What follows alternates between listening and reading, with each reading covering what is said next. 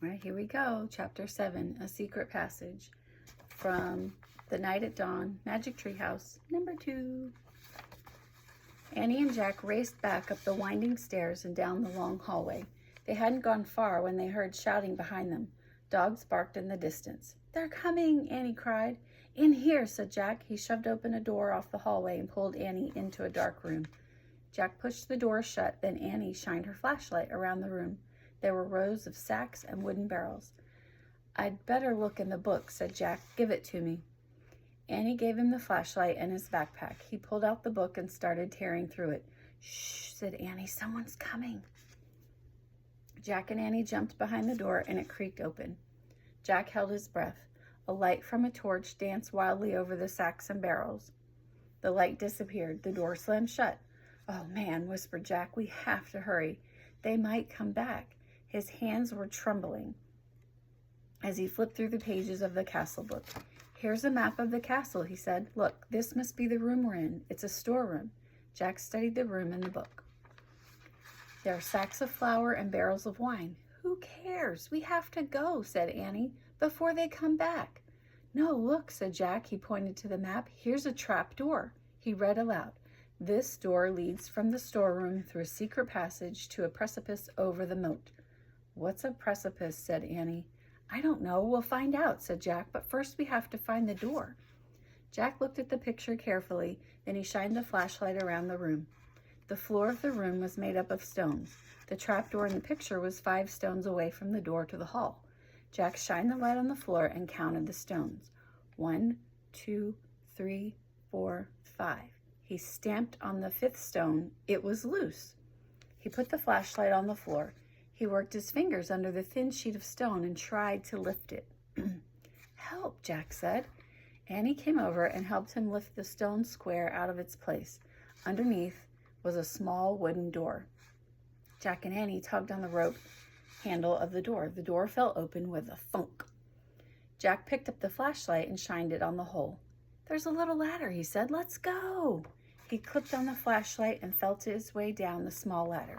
Annie followed. When they both reached the bottom of the ladder, Jack shined the light around them. There was a tunnel. He crouched down and began moving through the damp, creepy tunnel. The flashlight barely lit the stone walls. He shook the light. Were the batteries running down? "I think our light's dying," he said to Annie. "Hurry," she called from behind. Jack went faster. His back hurt from crouching. The light got dimmer and dimmer. He was desperate to get out of the castle before the batteries died completely.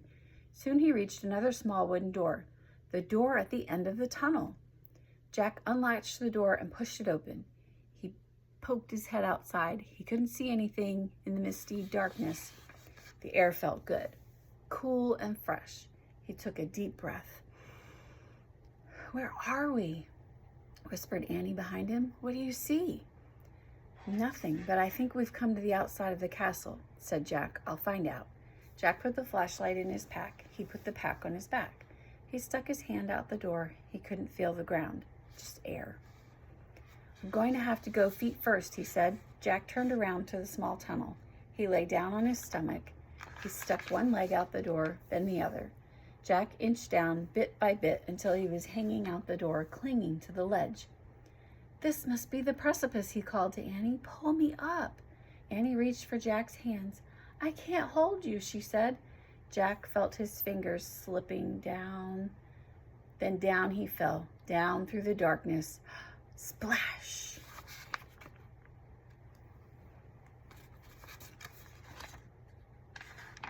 Chapter 8, The Night. Water filled Jack's nose and covered his head. His glasses fell off. He grabbed them just in time. He coughed and flailed his arms. "Jack," Annie was calling from above. I'm in the moat," said Jack, gasping for air. He tried to tread water and put his glasses back on. With his backpack, his shoes, and his heavy clothes, he could hardly stay afloat. Splash! "Hi, I'm here," Annie sputtered. Jack could hear her nearby, but he couldn't see her. "Which way's land?" Annie asked. "I don't know. Just swim." Jack dog-paddled through the cold black water. He heard Annie swimming too. At first, it seemed as if she was swimming in front of him, but then he heard a splash behind him. "Annie?" he called. What? Her voice came from in front, not behind. Another splash. Behind. Jack's heart almost stopped. Crocodiles? He couldn't see anything through his water-streaked glasses. Annie, he whispered. What? Swim faster. But I'm here. I'm over here, near the edge, she whispered. Jack swam through the dark toward her voice. He imagined a crocodile slithering after him. Another splash, not far away. Jack's hands touched a wet, live thing. Ah, he cried. It's me. Take my hand. Jack grabbed her hand. She pulled him to the edge of the moat. They crawled over an embankment onto the wet grass. Safe. Another splash came from the moat waters. Oh, man, Jack said. He was shivering all over. His teeth were chattering. He shook the water off his glasses and put them back on. It was so misty he couldn't see the castle. He couldn't even see the moat, much less a crocodile. We made it, said Annie. Her teeth were chattering, too. I know, said Jack, but where are we? He peered at the foggy darkness. Where was the drawbridge, the windmill, the hog house, the grove of trees, the tree house? Everything had been swallowed up by the thick, soupy darkness. Jack reached into his wet backpack and pulled out the flashlight. He pushed the switch. No more light. They were trapped, not in a dungeon, but in the still, cold darkness. Me! A horse's whinny. Just then the clouds parted. A full moon was shining in the sky. A pool of light spread through the mist. Then Jack and Annie saw him just a few feet away. The knight. He sat on the black horse. His armor shone in the moonlight. A visor hid his face, but he seemed to be staring straight at Jack and Annie. Ooh. Chapter 9. Jack froze. It's him, Annie whispered. The knight held out his gloved hand. Come on, Jack, Annie said. Where are you going? Said Jack. He wants to help us, said Annie. How do you know? I can just tell, said Annie. Annie stepped toward the horse. The knight dismounted. The knight picked Annie up and put her on the back of the horse. Come on, Jack, she called. Jack moved slowly toward the knight. It was like a dream. The knight picked him up, too. He placed Jack on the horse behind Annie. The knight got on behind them. He slapped the reins.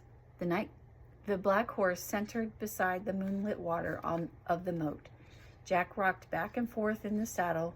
The wind blew his hair. He felt very brave and powerful. He felt as if he could ride forever on this horse with this mysterious knight, over the ocean, over the world, over the moon. A hawk shrieked in the darkness.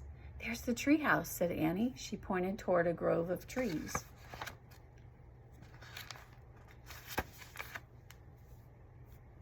See the full moon?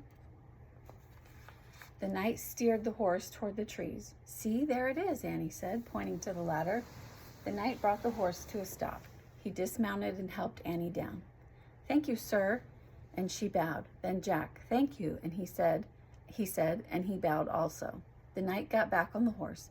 He raised his gloved hand, then he slapped the reins and rode off through the mist.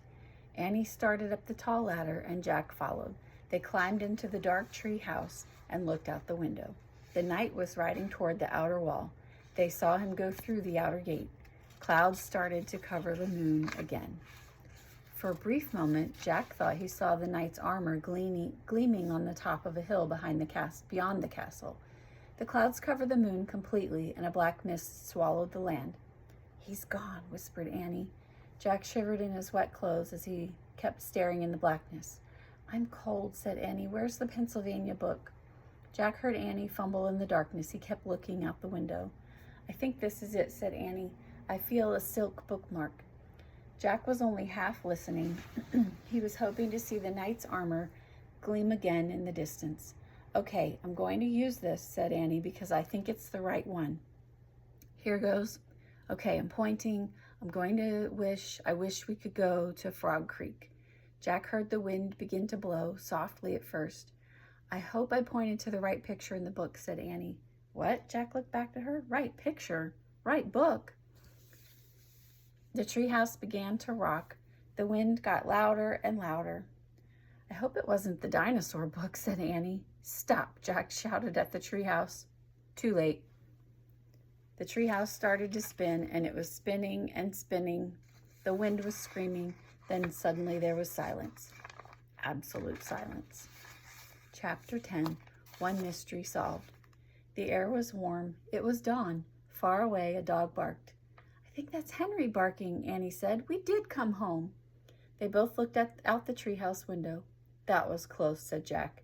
In the distance, streetlights lit their street. There was a light on in their upstairs window. Uh-oh, said Annie. I think Mom and Dad are up. Hurry. Wait. In a daze, Jack unzipped his backpack. He pulled out the castle book. It was quite wet, but Jack placed it back with all the other books. Come on, hurry, said Annie, scooting out of the treehouse. Jack followed her down the ladder. They reached the ground and took off between the gray-black trees. They left the woods and ran down their deserted street. They got to their yard and crept across the lawn, right up to the back door.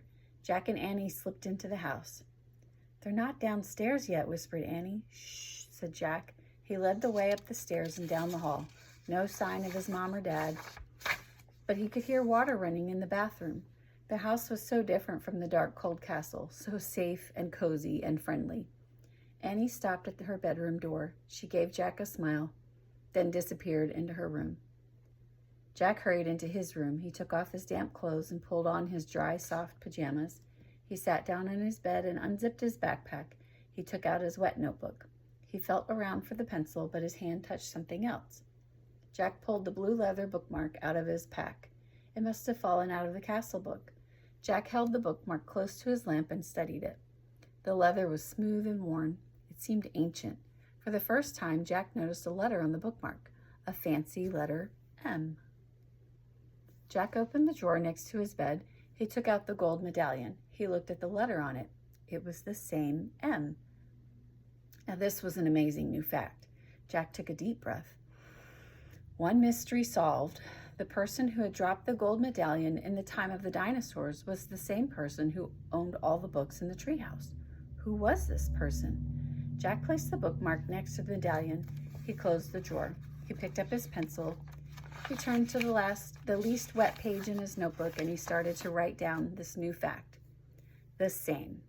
But before he could draw the M, his eyes closed. He dreamed they were with the knight again, all three of them riding the black horse through the cool, dark night, beyond the outer wall of the castle and up over a moonlit hill, into the mist. See the letter M? The end.